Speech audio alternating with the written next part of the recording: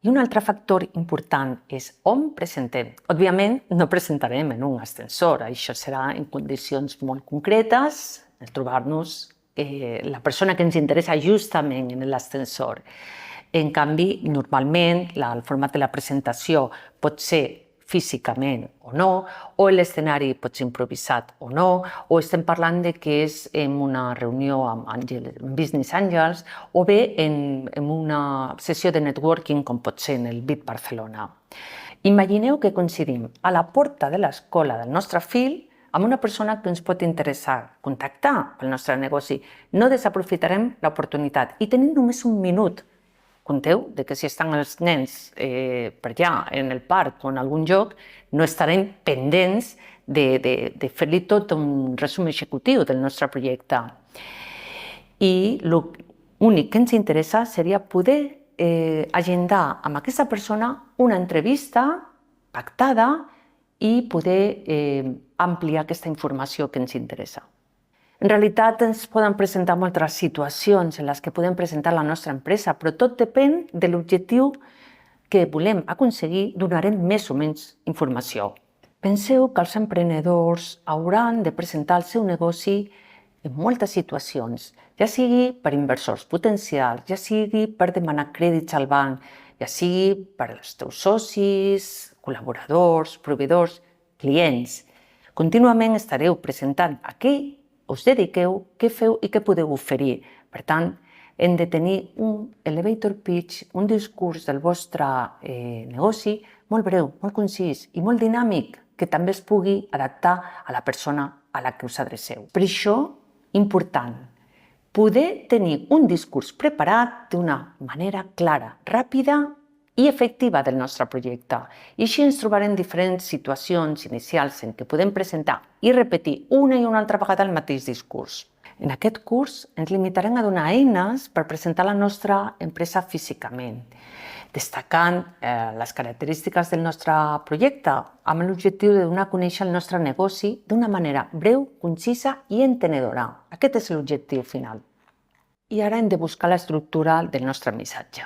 El primer que has de saber és quines premisses has de tenir en compte perquè sigui atractiu i que sigui el més condensat possible per poder comunicar, sobretot en pocs segons. Compte que tens un minut per presentar el teu negoci. La idea és aconseguir un elevator pitch que sigui clar, emocional, curt, impactant i que ha de tenir com a mínim, jo diria que 7 punts fonamentals. Per cridar l'atenció del teu públic, hauries de fer una afirmació o una pregunta que pugui ser interessant. Després t'has de presentar, has de dir qui ets, què fas, a què et dediques. I, sobretot, un altre punt és quins són els problemes que resols o les necessitats que cobreixes. També quines solucions aportes per a aquestes necessitats que cobreixes. Quins beneficis pot obtenir una persona amb la teva solució? Per què tu ets la persona adequada per solventar aquesta problemàtica o aquest servei o aquest producte que necessita l'altra persona? I sobretot cridar l'atenció, és a dir, poder tenir més endavant una entrevista i ampliar aquesta informació. Quan parlem d'una pregunta o una afirmació sorprenent, estem parlant de que no ha de durar més de 5 segons. I podem començar per sabeu què, o una dada interessant que s'ha publicat, o esteu interessat en... El segon punt fonamental és sobretot presentar-vos. Heu de dir qui sou, què feu, a què us dediqueu. I per això dediquem més o menys uns 5 segons. Podeu explicar aquí la vostra experiència molt breu, en una frase només. Un tercer punt seria abordar els problemes o les necessitats que cobreixes. Aquí podrem expressar-nos durant uns 10 segons i sempre començar la frase per la problemàtica que jo resolc és o una necessitat que s'ha detectat en el públic, etc. I a partir d'aquí expliquem el nostre producte. En el punt 4 explicarem les solucions que aportes, quina és la teva solució. Dedicarem uns 10 segons i pots començar per la millor manera d'afrontar tal problemàtica o jo et proposo o amb aquesta solució he aconseguit resoldre aquest problema de la següent manera, de la forma infal·lible, etc. En el punt 5 hem de dir els beneficis que obtindríem. No dedicarem més de 15 segons i és important dir 3 beneficis com a mínim. La triada, que és molt important. Podem començar alguna cosa així com, de fet, amb aquesta solució obtindràs o milloraràs en tal sentit o et beneficiaràs de. I amb això donem 3 punts en què la persona, el teu interlocutor, es pot beneficiar del teu servei o el producte que ofereixes. El punt 6. Haurem d'explicar per què sóc jo la persona adequada per oferir aquest servei. Dedicarem uns 10 segons. Pots parlar de la teva experiència, si no ho has parlat abans.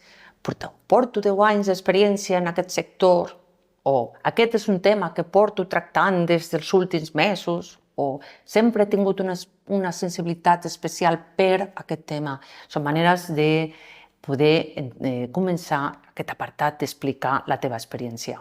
I per últim, i potser el punt més important, és call to action, és crida a l'acció.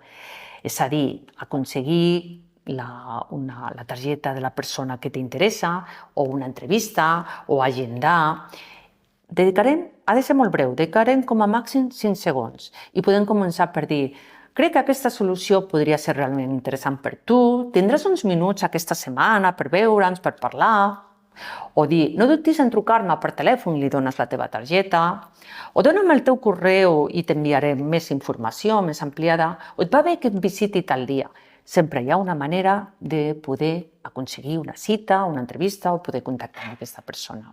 I ara ja esteu en disposició d'adaptar el vostre discurs a l'estructura de l'elevator pitch. Recorda que ha de ser en un minut, ha de ser molt breu, molt concís, molt concret. Si sou una persona emprenedora i heu passat pel nostre servei de creació d'empresa, segurament haurem recomanat que feu un resum executiu del vostre projecte.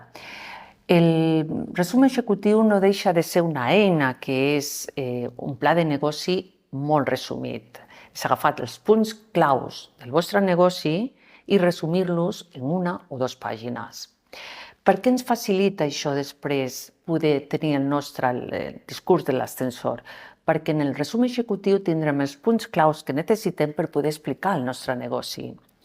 No deixa de ser una extensió de la nostra targeta de presentació o un petit catàleg, i és el que decidirà l'inversor, o el client, o el soci, el vostre interlocutor, si segueix endavant en demanar més o menys informació sobre el que vosaltres esteu oferint. Ha de ser personalitzat, intentant adaptar-lo sempre a la persona a la que us adreceu, i podràs incidir, per tant, en un aspecte o un altre depenent de l'interès que pugui tenir la persona. D'una manera molt breu, les 5 claus que hem de tenir previstes o estudiades per fer un resum executiu és l'oportunitat de negoci que tenim, és a dir, el producte o servei que estem oferint i per què és interessant, les característiques del mercat a què ens adrecem, tenir clar quin és el nostre equip promotor o els socis que tenim, o col·laboradors, o clients, si ja tenim clients, o els proveïdors que ja ens estan proveient del producte o de les bases del producte, quina és la inversió i el retorn de la inversió i quina és la proposta de valor. Per què són els diferents punts? Perquè l'oportunitat de negoci pot cridar l'atenció d'un potencial soci. Les característiques del mercat pot interessar a un client o a un proveïdor. L'equip promotor i recursos també pot interessar a un col·laborador o a un soci. La inversió i el retorn de la inversió sempre interessarà a una entitat bancària, a un director de banc o una persona que vulgui també associar-se al teu negoci o invertir en el teu negoci. I la proposta de valor és el per què et compraran a tu. O sigui, la proposta de valor és què ofereixes tu en comparació amb la teva competència perquè et compren a tu en lloc de comprar-li a un altre.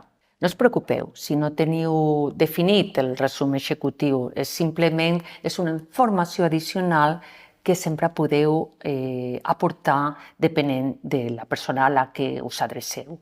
El que sí que heu de tenir en compte és que si teniu ja un resum executiu, us pot ser molt útil i és una eina molt facilitadora per després l'entrevista més ampliada, quan ja esteu davant de l'inversor o del client, poder informar, poder ampliar aquesta informació i tenir molt clar els punts a destacar. Per tant, és bo tenir-lo preparat, però no és l'objectiu d'aquest curs. I amb això acabem la primera part d'aquest curs. I ara us proposo 3 exercicis que em podeu enviar i a partir d'aquí podrem generar l'estructura del vostre elevator pitch. En el primer exercici us convido a que ompliu breument 5 dades. Qui soc, què faig i a què em dedico, com ho faig, per què ho faig i per qui ho faig, a qui m'adreço el meu producte o servei. El segon exercici és escriure 10 idees impactants del teu negoci que se t'acudeixen, o del teu producte, o destacar la teva experiència. 10 frases que creguis que en un moment donat, si les tens preparades, pots intervenir, dir-les en qualsevol moment, depenent de la persona a la que tinguis davant. I l'últim exercici seria ja, finalment, preparar un esborrany del teu elevator pitch, en el que podràs agafar els 7 punts i anar-los omplint. Com que tens els 2 exercicis previs d'omplir breument la fitxa i destacar 10 frases del teu negoci, te serà molt fàcil poder intercalar aquesta informació que ja has preparat en els 7 punts que hem explicat anteriorment. A través de l'aula virtual em podeu enviar els 3 exercicis i en 2 o 3 dies us enviaré algunes recomanacions o algunes propostes de millora perquè pugueu fer definitivament el vostre elevator pitch sobre el vostre negoci. Gràcies i a continuació la segona part.